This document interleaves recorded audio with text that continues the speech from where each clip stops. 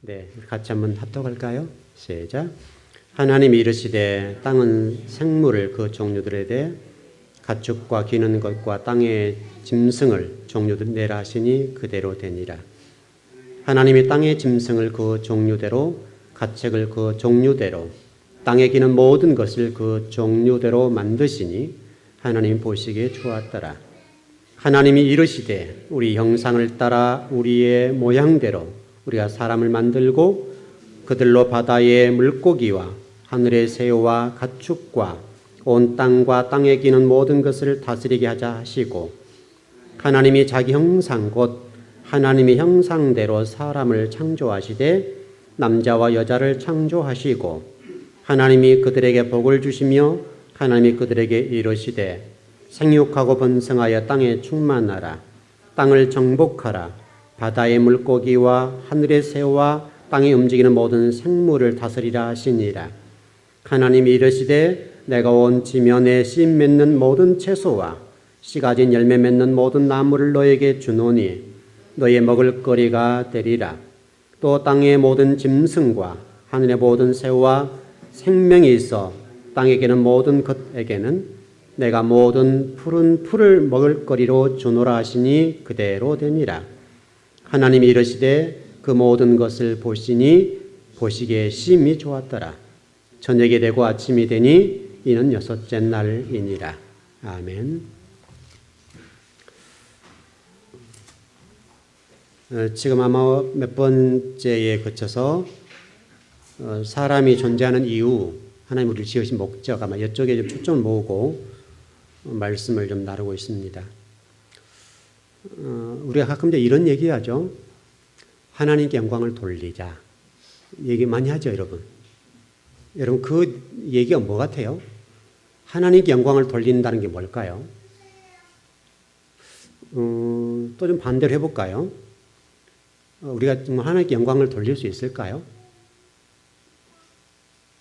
어떻게 생각하세요, 여러분들은? 우리가 과연 하나님께 영광을 돌릴 수 있을까? 이제 성경을 한번 찾아보자고요.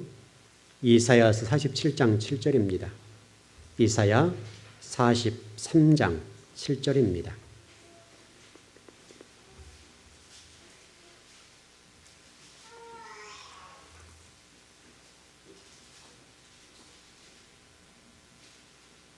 예, 이사야 43장 7절 우리 같이 한번 읽어볼까요? 시작. 내 이름으로 불려지는 모든 자 곧 내가 내 영광을 위하여 창조한 자를 오게 하라. 그를 내가 지었고 그를 내가 만들었느니라. 내가 내 영광을 위하여 창조한 자를 오게 하라.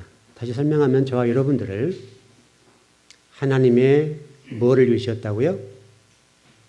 영광을 위해서. 그럼 영광이라고 하는 것이 정리가 돼야 할 것 같은데요. 우리 하나님께 영광을 돌린다 그 말이 뭘까요? 우리가 굉장히 그 얘기 많이 하잖아요. 하나님께 영광을 돌립시다. 그 얘기 많이 하는데 영광을 돌린다. 이게 헬라어 단어로는 독사라는 말이거든요. 독사. 영광 또는 영화 이런 독사라는 표현입니다. 도대체 독사라고 하는 이 영광 이게 뭐냐 이거죠. 여러분과 제가 이거를 명확하게 정리하면 나머지는 정리를 할 수 있을 것 같고요. 그래서 일단 정리를 해보겠습니다. 영광을 돌린다라고 할 때 하나님이 지금 원하시는 그 영광이라고 하는 정리를 해보면 이제 이렇게 얘기하면 됩니다. 영광 또는 영화롭다는 말은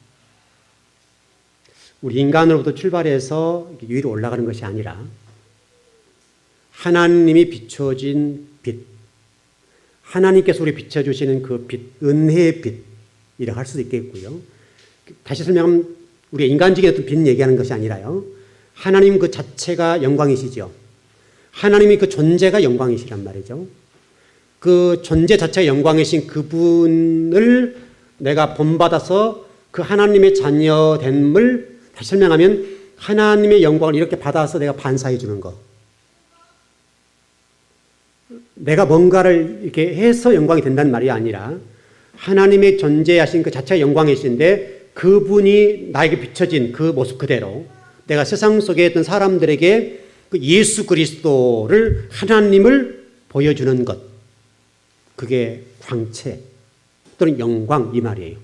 왜냐하면 영광이라는 말 자체는 저와 여러분에 속해 있는 말이 아니에요. 하나님 존재 자체가 영광이란 말이죠.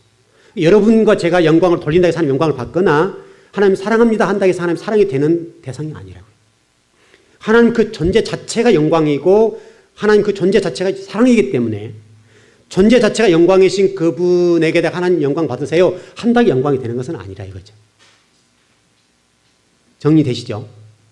그러니까 하나님 자체가 영광이시지 하나님 영광 받으세요 해서 하나님 영광 받을게 이렇게 되는 분이 아니라 이거죠.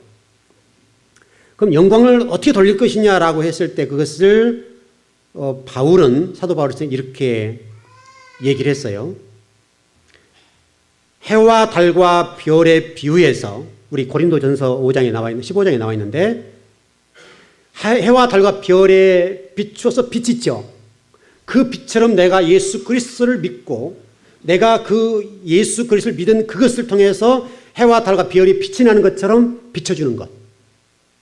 내가 드러나는 것이 아니라 예수 그리스도가 나를 통해서 이렇게 나가는 것. 이게 영광이라는 거예요. 그 고린도 후서 4장에서도 이게 하나님의 영광을 아는 빛을 우리 마음에 비춰주었다. 하나님의 그 영광이신 그 빛이 예수 그리스도가 나에게 비춰지는 거예요. 그리고 내가 그 예수 그리스도의 이렇게 존재 자체를 받아들이고 내가 예수 그리스도처럼 보여주는 것. 그게 영광. 그러니까 우리가 생각하는 우리가 어떤 데서 교회에 일을 하고 헌신 충성해서 하나님 영광 받아주세요. 제가 이렇게 일을 했습니다. 라고 하는 그런 개념으로 드려지는 어떤 땅에 속한 어떤 그런 언어가 자체가 아니라요. 아까 우리 오전 예배도 자비라고 하는 말을 배웠죠. 우리 자비라고 생각했을 때 자비가 보통 우리가 다른 사람 구제해주고 섬겨주고 이런 것들이라 보는데 그러다 보니까 불교에서 말하는 그 사람들의 그 중생들 불쌍히 보는 그 무엇 이게 자비라고 이해하는데 그 자비 자체가 성경적으로는 아무리 그들이 무슨 일을 한다 하더라도 자비 자체가 성립이 안 되는 거예요. 왜냐하면 자비라는 이 언어 자체가 기독교 용어로는 사랑인데 이 사랑이라고 하는 것은 인간의 무엇 때문에 되는 것이 아니라 그 사랑 자체는 하나님의 속성이라고 하나님의 속성. 하나님의 속성이기 때문에 하나님이 가지고 있는 그 속성 다시 설명하면 예수 그리스도를 십자가상에 내어놓고 죽여버리는 것. 그렇다고 우리를 구원해 주시는 것. 그게 자비고 사랑이지 인간의 무엇 예를 들어서 우리가 가지고 있는 어떤 물질적인 측면을 가지고 예수 그리스도가 전혀 상관없이 누군가를 섬겼다. 그것은 자비가 성립이 안 된다고요. 누군가를 섬긴다고 한다면 예수 그리스도의 이름으로 나는 드러나지 않는 거예요. 그래서 우리 교회도 가끔 섬겨주신 분들이 계시는데 개인적으로 안 하세요. 저에게 줘요. 그럼 제가 이렇게 전달해 드리죠. 이런 거죠. 이게 교회 공동체의 한 모습이라고요. 여러분 그건 아름다운 것이죠.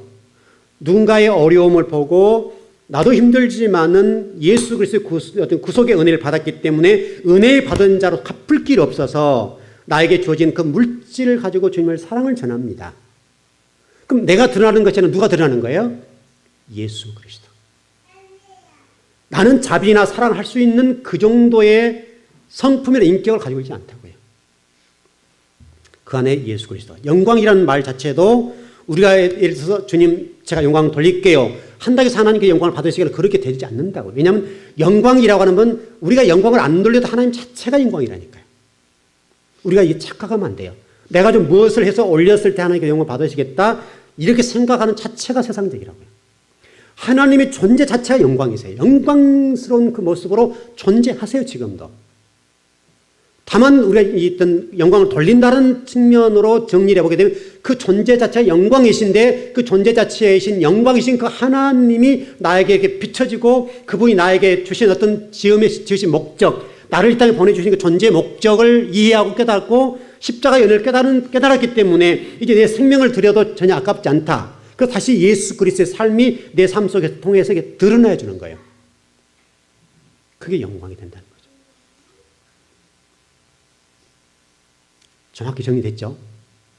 그러니까 여러분, 이 영광이라는 언어를 우리가 얼마나 고귀한 언어인데요. 하늘에 속한 하나님의 존재 자체가 영광이시고 하늘에 속한 하나님에게만 속한 언어예요. 이게 영광이라는 말 자체가. 그분이 존재하신 그 자체가 영광인 거예요. 그 존재 자체 영광이신 그분이 내가 이렇게 해서 영광 받으시겠다, 이런 것은 성립이 안 되는 거예요. 다만 내가 하나님의 지으신 목적대로 그 하나님의 살아계심, 그 주인 되심을 그대로 받아들이고 나 역시 이 인생을 살아가는 데 있어서 하나님이 우리 지으신 목적대로 하나님의 그 빛을 그대로 받아서 또는 하나님의 성품을 그대로 받아들여서 내가 그 삶을 살아드리는 것, 이게 영광이라고. 자비도 똑같고. 이게 이런 언어 자체가 우리가 이해하는 그 정도의 수준이 아니라 이 말이죠.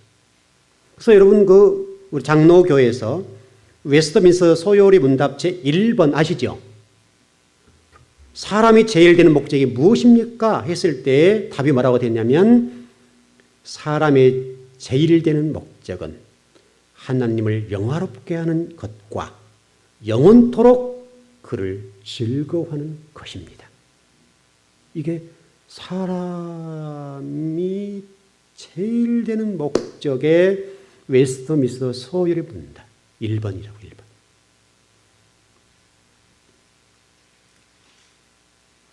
우리가 하나님께 영광을 돌린다는 측면에서 정리를 했을 때 하나님의 그 속성 자체가 존재로서 영광이시기 때문에 우리가 어떤 무엇을 더하거나 빼서 영광을 돌려드릴 수 있는 그런 것이 아니라, 다시 정리하면 하나님의 영광이 나에게 비춰지고 하나님의 이 부분들이 나를 통해서 반사되도록,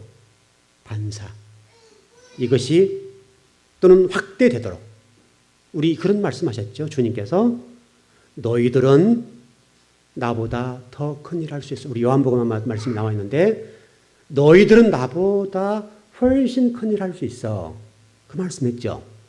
그럼 우리가 하나님이 아님에도 불구하고 큰 일을 할 수 있다는 말은 우리 같은 인간적인 무엇을 이룬다는 말이 아니라 주님이 걸어가신 그 길을 이제 우리가 이제 그리스도를 믿는다는 표현을 여러분 제가 많이 말씀드리는데, 예수 믿는 수준에서는 절대적으로 그 하나님이 하실 일을 큰 일을 못한다고요. 그리스도 똑같은 한 하나님이시고 한 주님이시지만은 초림하신 예수님을 믿는 것이 아니라 십자가를 지신 그리스도를 믿는 그 단계. 그래서 우리 그리스도인이잖아요. 그리스도인이라는 말 자체가 사람도 아니고 신도 아닌 상태, 이렇게 이해를 해야 된다고요. 저와 여러분들이 하나님도 아니고 사람도 아닌 어떤 중간의 단계에 서 있는 그 사람으로서 십자가를 지셨던 그 그리스도, 예수 그리스도의 모습을 나를 통해서 드러나도록, 나타나도록 하는 것, 그걸 확대시키는 것, 그렇게 좀 정리를 하면 될 것 같아요. 그래서 존 칼빈은 이런 얘기를 했어요. 우리의 모든 지각을 초월하고 있는 것으로 받아들인다. 영광이라는 말을. 존 칼빈이라는 사람은 영광이라는 단어를 정리할 때 우리의 모든 지각을 초월하고 있는 것을 받아들이는 것. 그것이 영광이다. 그리고 하나님, 우리가 영광을 돌리지 않아도 충분히 영광스러운 분이시다. 하나님 자체가 영광이라는 거예요. 우리가 하나님 영광 받으세요 해서 영광 받으신 것이 아니라 그 존재 자체가 영광이라는 거예요. 존재 자체가.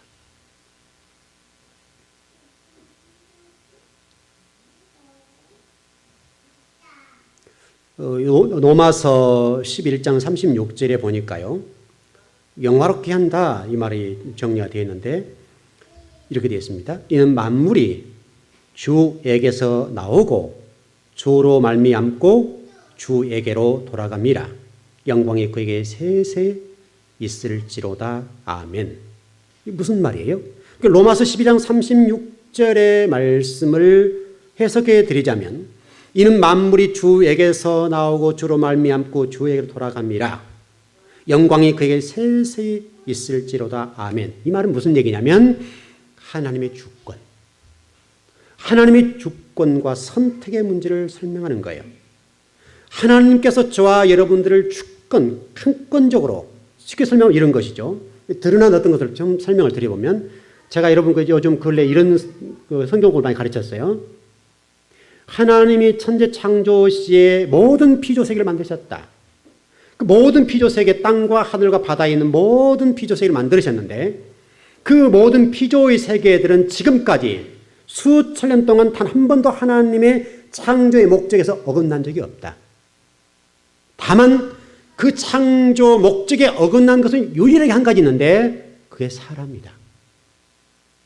가장 고귀하고 가장 정성을 다하고 정말 성부, 성자, 성령의 하나님이 저와 여러분들을 창조하실 때 가장 심혈을 기울이고 심사숙고해서 우리가 우리의 형상과 모양을 따라 만들자라고 심사숙고하셨다고요. 우리를. 그렇게 심사숙고해서 만든 우리가 모든 피조물, 무생물과 모든 피조물들, 살아있거나 죽어있거나 모든 그 무생물 피조물들은 지금까지 수천 년 동안 하나님을 찬양하고 경배하고 지으신 목적대로 지금도 존재해요. 유일하게 가장 심혈을 기울였던 사람만이 하나님을 거역하고 불순종한다고요. 가장 하나님을 욕되게 만든 것이 누구냐면, 하나님의 형상과 모양으로 만들고 심사숙고하고 또 생각하고 또 생각해서 만들었던 그 인간만이 하나님을 향해서 쉽게 설명하면 불순종하고 하나님 뜻과 하나님의 천재 창조, 우리를 지으신 목적과 전혀 별개적인 삶을 산다고요. 이게 우리예요. 그래서 이 현시적으로 드러나는 영광이라고 본다면, 이 창조된 세계와 자연의 모든 개, 자연 모든 피조물들, 이 모든 피조물들이 지금도 하나님의 창조의 목적을 거역하지 않고 하나님께 지금 영화롭게 하고 영광을 돌려드리는 그 모습들이 있다고요. 지금도 이 우주 만물은, 여러분 간단하게 정리해서 우주 만물의 모든 것들은 지금도 하나님 천지 창조 시에 그대로 조화와 균형을 맞추어서 지금도 존재해요. 모든 태양계, 모든 천개의 세계와 이 피조물과 땅과 하늘과 바다 속에 있는 모든 것들은 지금도 동일해요. 제가 여러분 언젠가 이런 설교를 했었잖아요. 우리가 어떤 그 여름에 태풍이 불어오면 많은 피해를 일으키고 사람이 죽기도 하죠. 또는 재산상의 손실도 있어요. 그러나 실질적으로 그것을 계산해 보면 하나님 태풍을 일으키지 않으면 안 된다고요. 왜냐하면 하나님이 바다를 뒤집어 주어야 바다가 살아나거든요. 실질적으로 그것 때문에 사람이 죽기도 하고 인명과 재산상의 손실이 나고 때로는 건물이 무너질 수도 있어요. 그러나 하나님의 입장에서는 바다를 뒤집지 않으면 인간이 죽는 거예요. 왜냐하면 그 바다에 나온 모든 생물들과 모든 물고기를 통해서 사람이 살아가도록 되어 있고 먹거리를 제공하는 부분들인데, 어떤 인명과 재산상의 손실이 있다 할지라도 그것과 그걸 대비해서 보게 되면 훨씬 이것이 하나님 뜻에 합당한 거예요. 그러나 때로는 태풍을 통해 바다를 확 뒤집어 버리는 거예요. 뒤집어서 바다를 살려내는 거라고요. 태풍이라고 하는 것이 어떤 사람에게는 많은 피해를 주고 또 낙과가 일어나게 되고 과일 같은 거나 모든 열매들이나 상당히 많은 피해가 있죠. 그럼에도 불구하고 바다를 뒤집는 그 힘과 또 바람을 돌려서 정화시키는 이런 일을 생각해 보게 되면 그것과 그것과는 게임 자체가 안 되는 거예요. 하나님이 돌리는 거예요. 그래서 온도도 낮춰주고 더운 지방은 찬 공기로 또 찬 지방은 따뜻한 공기를 집어넣어주는 거예요. 바다도 뒤집어주고. 하나님은 지금도 천지 창조를 통해서 지금까지 하나님이 지으신 목적대로 하나님 주권을 행사하시고 모든 천지 만물은 조화와 균형을 이루어서 지금도 돌아가고 있는 거예요. 지금까지도. 지금 모든 피조물들은 지금도 그 하나님의 영광과 하나님의 반사체가 되고 확대가 돼서 지금 아버지 그 창조 목적대로 지금 영광을 돌리고 있는 거라고요. 우리만 이 천지 창조의 질서와 조화와 균형을 어긋나게 하는 것이죠. 지금까지. 그래서 우리가 정말 이 부분을 생각하면 안타깝게 생각해야 된다고요. 더 나가보면 이 현시적으로 드러나는 영광이라고 한다면 우리가 보여지도록 하나님 우리가 볼 수가 없으니까 우리 전번에 이 설명했었어요. 하나님의 형상이 어떻게 생겼냐? 하나님의 형상은 보이지 않는 하나님의 형상이기 때문에 볼 수가 없잖아요. 그래서 제자들도 주님 아버지를 보여주세요. 아버지 좀 보여주세요. 그때 너희들 왜 그래? 나를 본 것이 아버지를 본 거야 라고 말씀하셨던 것처럼 하나님의 형상으로 사람을 지으시고 모양들을 지으셨는데 그 하나님의 형상의 모양 속에 하나님 누구냐 이거죠. 하나님 어떻게 생기셨을까? 현세적으로 보여주는 것은 예수 그리스도. 그 예수 그리스도를 통해서 하나님의 형상을 보여주시는 거예요. 그런 것처럼 지금 현시적으로 드러난 하나님의 영광 가운데 이 땅에 초림하시고 십자가를 지신 그 부분, 십자가를 지셔서 하나님의 살아계심과 하나님의 영광을 드리는 그 부분을 통해서 우리를 구속해 주신 그 일을 지금도 하나님 하고 계시고 그 일을 통해서 저와 여러분들에게 구속받는 은혜를 주신 거예요. 여러분과 제가 여러분 스스로에게 한번 질문을 던져보시고 그렇게 해보십시다. 여러분은 지금 여러분의 참된 인생의 목표가 무엇입니까? 여러분이 지금 걸어가고 있는 어떤 길, 무엇인가를 추구하고 있다고 한다면 그 어떤 일들 가운데 있을 텐데 참된 인생의 목표가 뭐냐 이거야. 내가 지금 어떤 추구하는 일, 어떤 일을 하고 있을 텐데 그 일하는 목표가 뭐냐, 목표가. 내 어떤 안위적인 또는 내 세상적인 무엇, 만약 그런 부분에 여러분들의 인생이 집중되고 있다고 한다면 세상적인 입장에서는 화려할지 모르지만은 이미 우리는 잘못된 방향을 가고 있고 잘못된 목표 설정으로 인해서 그 잘못된 길을 갈 수밖에 없는 거예요. 그래서 오늘 여러분 예배 시간에 또 우리가 성경을 공부하는 입장에서 꼭 한 가지 정리할 것은 우리 목표 수정. 잘못된 목표 설정이 되면 계속 하잖아요. 그래서 계속 고할 수밖에 없으니까 이 잘못된 목표를 수정해서 내가 이 땅에 살아야 될 존재 이유가 하나님 나를 지으신 목적대로 다시 회복되는 것. 그래서 창세기 2장 15절의 말씀과 같이 우리 인생의 존재 목적이 뭐냐라고 정리해서 수없이 말씀을 드렸지만 계명을 따라서 예배하도록. 여러분이 절대로 잊으면 안 돼요. 하나님이 저와 여러분을 지으신 존재 목적, 지으신 것, 지으신 이유, 목적이 창세기 2장 15절의 말씀과 같이 그 일을 위해서 보내셨고 우리 지으시고 또 그 일을 위해서 십자가상에 독생자 예수 그리스도를 십자가에 못 박은 거예요. 그래서 우리가 구주와 어떤 예수님을 구주와 주님으로 영접하고 다시 창세기 2장 15절로 돌아가서 하나님 우리를 지으신 목적으로 돌아가는 것이 구원인 거예요. 예수를 믿고 내가 구원받았다, 끝났다, 이것은 초보적인 거라, 초보적인 거. 여러분들은 이제 또 다른 목회자가 또 그 부분만 가르치니까 그렇지만 우리 교회에서 공부하는 동안에는 여러분들이 그 신앙들을 수정하셔야 돼요. 성경적으로.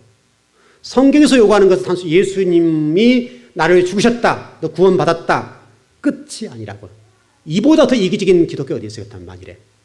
마치 불교가 똑같잖아요, 그러면. 불교나 어떤 다른 종교가 생각하는 그것과 똑같다고요. 기독교는 그런 게 아니에요. 기독교라고 하는 것은 원래 창세기 2장 15절의 말씀대로 살아야 되는데 죄가 들어오니까 그 창세기 2장 15절이 훼손당하고 할 수가 없는 거예요. 그래서 에덴 동에 쫓겨나 버린 거죠. 쫓겨나 죽을 수밖에 없었는데 번제나 화목제, 속죄, 속건제 이런 일들을 통해서 어떤 예배나 제사를 통해서 우리 구원받는 길을 열어놓으셨다고요. 그 열어놓으심의 완성이 예수님 십자가예요. 예수님 십자가를 통해서 내가 구속과 구원을 받았으면 그걸로 끝나냐 이 말이죠. 다시 돌아가서 지으신 목적대로 살아야 되는 것도 아니냐 이거죠. 여러분 이거예요. 그러니까 여러분들의 이제 우리 그 신약 성경의 서신서에 보면 이런 말이 있잖아요. 입으로 시인하여 구원받는다. 이것 때문에 혼돈하지 마세요. 입으로 시인한다는 말은 정말 주님이 인정하신 시인이면 관계없죠. 여러분 우리 새치혀가 진실하나요? 내가 고백하는 그 고백이 정말 진실하고 정직하다고 하는 그 말씀대로 되는 것이죠. 근데 우리는 과연 내가 고백하는 그 새치혀로 하는 그 고백이 정말 이 심령 깊은 곳에 나올 수 있는 그거냐 이거죠. 어찌 우리가 나를 믿냐고요. 내가 고백하는 그 고백이 정말 진심이고 정직한 고백이라고 하면 가능하죠. 어찌 근데 죄인이 정직할 수 있으면 진실할 수가 있겠어요. 우리가 어떻게 말하는 것이 어떻게 되냐 이거죠. 그래서 주님이 생각하는 네가 말하는 건 내가 못 믿겠다 이거죠. 그래서 우리에게 설명하는 게 뭐예요? 너 의인돼야 돼. 의인돼야 돼. 칭의적인 의인 말고요. 그래서 여러분 오늘 우리 좀 이 창세기를 공부하면서 여러분이 이 사고나 의식 구조를 여러분이 어떤 무엇을 위한 목표 설정해 놓은 그 부분을 내려놓고 그 자리에 십자가를 올려놓기 바랍니다. 십자가를 올려 거기에 진리를 올려 하나님 올려놔야 우리 목표가 바르게 되지. 여기에 인간적인 무슨 바벨탑을 올려놓거나 여러분 요즘 보세요. 서로 간에 이 바벨탑 쌓는 일이 굉장히 열심히 하잖아요. 바벨탑 쌓아도 바벨탑 무너져요.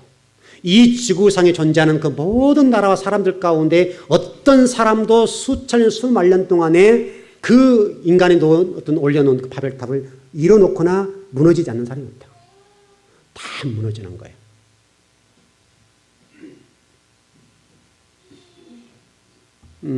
정말 여러분들이 이 여러분 개인적인 어떤 목표가 좀 잘못 설정되어 있다고 한다면 그것을 내려놓기 전에는 하나님의 사람다운 사람으로 또는 하나님이 우리를 지으신 목적대로 살아드릴 수가 없어요. 아무리 노력해도. 어차피 우리는 땅을 지향하고 욕심이 있잖아요. 우리 요한 1서 2장 15절 16절 말씀과 같이 우리 지난 금요일 공부했었습니까? 육신의 정욕과 안목의 자랑과 이생의 자랑이라고 하는 것은 끊임없이 다가오는 것이고 창세기 3장에서 다가왔던 것과 똑같잖아요. 창세기 2장 17절에서 선악을 알게 하면 따먹지 말라 했을 때 그걸 뭐라고 되었어요? 이생의 자랑과 육신의 정욕과 안목의 자랑. 그것 통해서 먹음직도 하고 부함직도 하고 지혜롭게 탐스럽게 생겼다. 우리 요한 1서 2장 15절 16절 말씀은 똑같잖아요. 어차피 사람은 그래요. 사람은 그렇기 때문에 우리가 인간적인 어떤 생각으로는 죄를 지를 수밖에 의인은 없나니 하나도 없다. 우리 로마서 3장 10절입니까? 어차피 의인은 있을 수가 없는 거예요. 왜냐하면 우리가 죄성을 타고 태어났고 이미 하나님과 어긋나면서 하나님과 항상 대적하는 관계에 있다고요. 성령의 조명함과 예수 그리스도의 조명을 받지 않고 인도를 받지 않는 상태에서는 사단의 자식이 될 수밖에 없잖아요. 그래서 우리 안에 하나님 영이 떠나니까 그 안에 뭐가 들어왔어요? 사단의 영이 들어왔고 사단의 지배가 들어와서 사단이 우리를 지배하고 다스려서 우리 요한복음 8장 44절 말씀과 너는 마귀 자식이야. 이렇게 되면 됐다고요. 그러니까 여러분 성령의 인도함과 역사하심 또 지배를 받는다고 하는 사실은 굉장한 일이에요. 오늘 우리가 지금 이 창세기를 공부할 때 정말 여러분들의 사고나 의식 구조가 좀 잘 받아들여 변화됐으면 좋겠어요. 이게 바뀌지 않는 한은 아무리 좋은 메시지 전해주고 아무리 성경 말씀 깊이 들어가도 절대로 여러분은 성령의 9가지 열매를 맺을 수가 없어요. 그것은 도저히 불가능해요. 있을 수 없는 거예요. 여러분 유럽 교회가 지금도 존재하지요. 그래서 창세기를 안 가르치고 창세기 이 의식구나 사고나 신앙관을 제대로 가르쳐주지 않으니까 유럽이 무너져서 회복을 할 수가 없잖아요. 왜? 창세기를 안 가르치니까.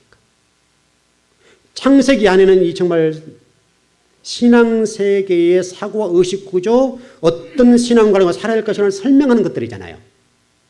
하나님 주인이다. 여러분 이것은 불변의 법칙이잖아요. 하나님 나의 주인이다. 창세기 1장 1절에서 하나님이 이 세상의 주인이시다. 너는 나의 자식이고 종이야. 이게 이런 받아들이지 않냐고 그분이 우리를 창조하시고 우리 이 세상의 존재 모든 것의 주인이라는 사실 지금도 다스리고 통제하시고 통치하시고 인도하시고 모든 인생사의 모든 것들을 지금도 개입하고 역사하시고 주장하시는 하나님이라고 믿지 않는다면 무엇이 우리가 어떤 신앙에 의해서 이끌림을 받겠어요? 받을 수가 없죠.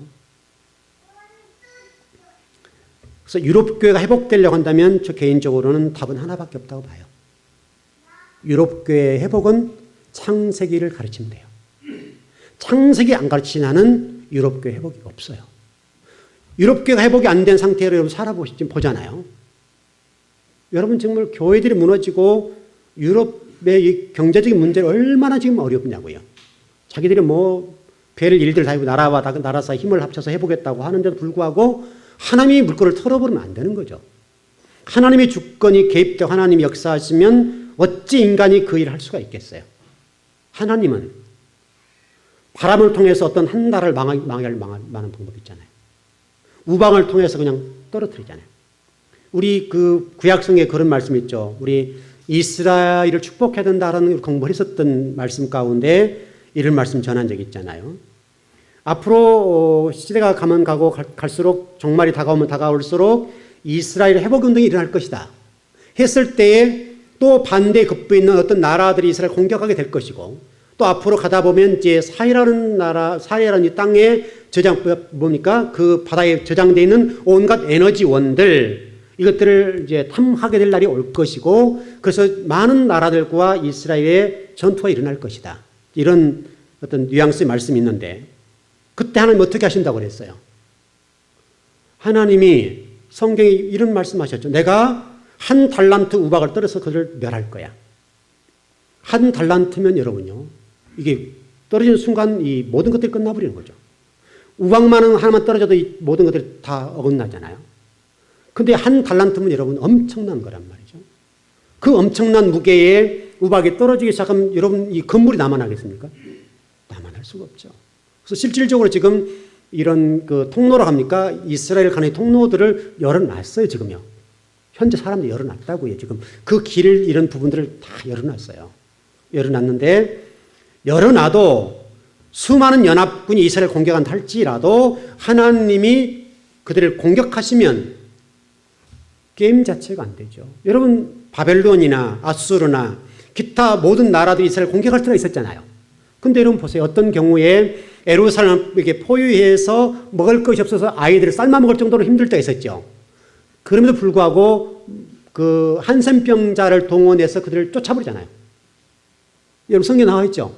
한센병자들이 예루살렘 성전에 와서 이렇게 구걸을 하고 있었을 때 그들을 하나님이 하늘의 소리를 통해서 말바꿈 소리가 나도록 만들어서 아람 군대입니까? 아람 군대를 쫓아버리고 혼비 백산에서 도망가잖아요. 다 먹을 것과 모든 전쟁 무기를 다 놔두고 도망간다. 왜?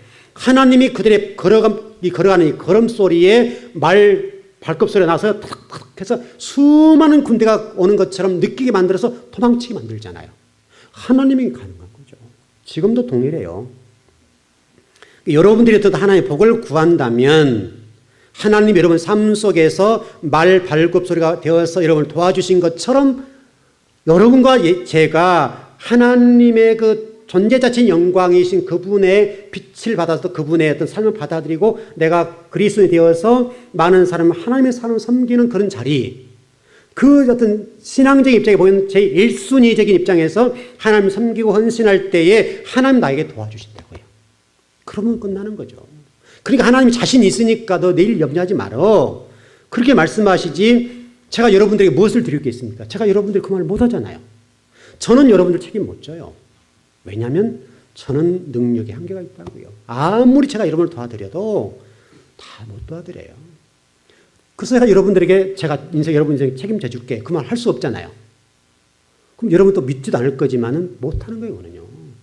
다만 하나님은 자신이 있으니까 너 내일 일 염려하지 말고 너 신앙적인 우선순위를 잘 지켜라.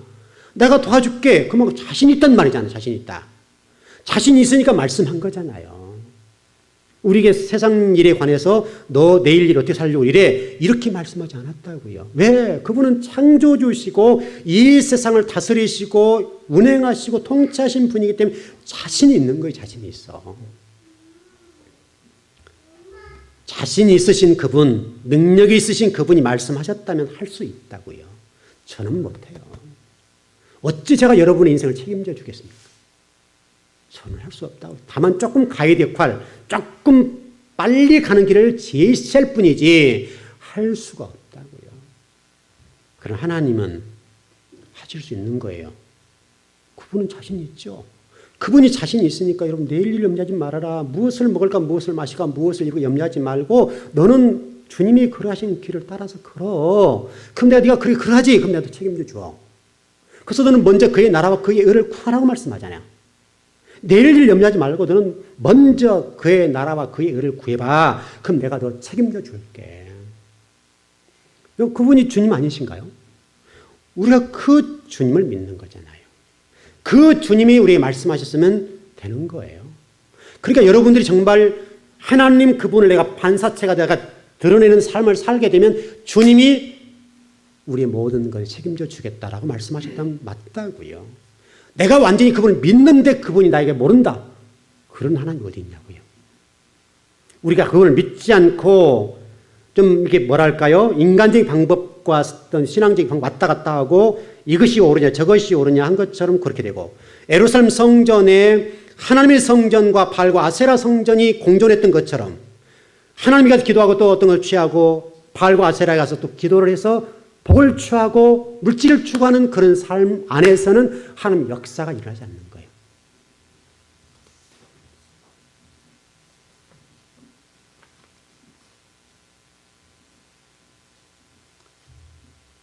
여러분 이번에 창세기 공부하면서 이제 다음 시간에 아마 형상과 모양 쪽에 초점을 보고 공부를 할 텐데요. 그때 좀 또 그쪽 부분은 다시 자세히 공부하고 오늘은 이제 우리의 어떤 존재 목적이라고 하는 측면에서 세 번째가 될 텐데 여러분이 존재 목적을 절대 잊지 마시고 존재 목적대로 가시면 됩니다. 때로는 그 길이 가시밭길일 수도 있고 때로는 어려움을 당할 수도 있습니다. 때로는 인간적으로 이해 안 될 때가 있다고요. 내가 이렇게 하는데 왜 하나님이 이렇게 나에게 대접해? 라고 할 수도 있다고요. 하나님이 그러나 그것까지도 보시는 거예요. 그 과정 속에서 어떻게 우리가 하나님에 대하는가, 이렇게 고통을 주고 어떤 어려움을 주었을 때도 어떤 반응하는가를 꼼꼼하게 체크하시는 거예요. 어떤 상황이 있기 때문에 어떤 환경과 상황 때문에 주님을 섬기는 것이 왔다 갔다 하거나 흔들리면 아버지 보시긴 아니라는 거죠. 어떤 상황 속이든지 여러분과 제가 흔들리지 않고 꿋꿋하게 그 길을 걸어간다면 하나님 저와 여러분을 통해 지금도 일하고 싶어 하십니다. 그러니까 여러분 어떤 일들 때문에 여러분 좀 흔들리지 마시고요. 정말 제발 로마서의 말씀 보면 그런 말씀 있는데요. 9장 23절 24절 보니까 사람이 하나님을 담는 그릇이래요. 그릇. 저와 여러분이 하나님을 담는 그릇이라고 됐다. 그릇. 다시 설명 우리 고린도전서 3장 16절에 뭐라고 되어 있습니까? 너는 성전이야. 성전이라고 그랬죠. 그래서 로마서 9장 23절 24절에서는 저와 여러분들이 하나님을 담는 그릇이래요. 이렇게 됐다고 지금. 저와 여러분 하나님을 담는 그릇이 되어서 내가 하나님의 사람으로서 하나님이 하실 일들 나를 통해서 하시잖아요. 하나님은 지금 사람을 통해서 일하시잖아요. 하나님 직접적으로 이렇게 하고 저렇게 하고 다 할 수 있죠. 그럼 우리는 필요가 없잖아요. 그러니까 저와 여러분들을 쓰신다는 말이죠. 하나님은 저와 여러분들을 쓰시는데 그릇이 되었습니다. 그릇이 되어서. 거기다 여러분 무엇을 담으시려합니까? 하나님의 그릇, 여기에 담는 이 그릇이 여러분 필요한데 여러분들 여기다 뭘 담아서 뭘 어떻게 하실 거예요? 하나님을 담고 말씀을 담아서 운반한 자가 되십시오. 그럼 하나님 일하실 거라고요. 그렇다면 놀라울 일들이 벌어질 겁니다. 좀 결론 정리해 보십시다. 아마 제가 한 3번 정도 좀 예배와 관련되어서 좀 말씀을 좀 전했고 그러는데 그런 측면에서 오늘 예배 결론적으로 정리하면 여러분 예배 가운데에 주의 음성이 들려지고 거기 말씀하시면 그냥 가십시오. 그대로. 그게 뭐 하늘이 두 쪽 나도 그게 믿어지고 그게 조금도 의심이 되지 않도록 해서 걸어가십시오. 예배가 우리 인생에 제일 중요하다라고 설명을 드렸고 왜냐하면 그것은 우리 존재 목적과 아주 정확한 부분이니까. 우리 인간에 있어서. 그래서 그 모두 예배로 통한다고요. 예배를 통해서 이루어진 것들이고 다 정리가 나는 거예요. 그러니까 여러분 예배를 잘 드려서 우리 전번 우리 수요일 날 공부했던 것처럼 신명기 27장 1절에 10절의 내용 2절 이하에서 큰 돌에다가 회를 바르고 말씀을 기록해라. 요단강 건너거든 그런 말씀이 있거든요. 바로 여기서 큰 돌이라고 하는 것은 우리 베드로전서 2장 4절에는 산돌이신 예수 그리스도. 예수 그리스도를 내가 받아들이고 영접했다고 한다면 이제는 그 예수 그리스도가 나에게서 주장하시고 지배하고 나를 다스려서 하나님 나라를 세워갈 수 있도록 흔들리지 말고 어떤 상황과 환경에 의해서 지배를 당하지 말고 곧장 가는 것이죠. 왜냐하면 토라라고 하는 것은 이게 돌아가는 게 아니잖아요. 길, 길이라고 하는 거니까 이게 잣대란 말이에요. 잣대. 어떤 세상적인 무엇이 잣대가 아니라 그래서 우리 캐논이라고 하잖아요. 성경을 캐논이라고 얘기도 하잖아요. 캐논이란 말은 잣대란 말이에요. 규범이란 말이에요. 잣대. 성경의 잣대이니까 이것은 흔들리지 않는 거예요. 굽어지지 않는 거예요. 토라 자체가 길이라고 길. 길이라는 말은 그게 길이지 다른 길이 아니라 이 말이죠. 그 길을 따라가면 되는 거예요. 때로 가다가 어려울 때도 있죠. 왜 없겠습니까? 그 어려운 길을 할지라도 그 토라의 길을 따라 걷는 것이 정석이에요. 정석. 우리 수학의 정석 있죠? 아마 여러분 고등학교 때 하면 수학 때는 머리가 아팠을 텐데 여러분 정석이라는 책이 있었잖아요. 유명한 책 아닙니까? 정석. 그를 따라가는 것이죠. 그 길이 여러분 속에 딱 자리 잡아서 여러분들을 바르게 인도했으면 좋겠습니다. 그것만이 참여해요. 나머지 문제는 인간적인 환경과 상황에 따라 변할 수 있는 것이지만 길은 변하지 않습니다. 토라는 한 길이에요. 고다요. 여기는 타협과 양보가 없어요. 그 길을 따라 걸으시다가 주님으로부터 주어진 복과 은혜를 누림으로 이 땅에 사는 날 동안에도 정말 하나님 나라를 위해서 일할 수 있는 그런 힘 있는 성도가 되길 바랍니다. 멋지게 하나님 섬겨서 하나님의 교회와 하나님 나라가 건강하게 세워졌으면 좋겠습니다. 우리 기도하겠습니다.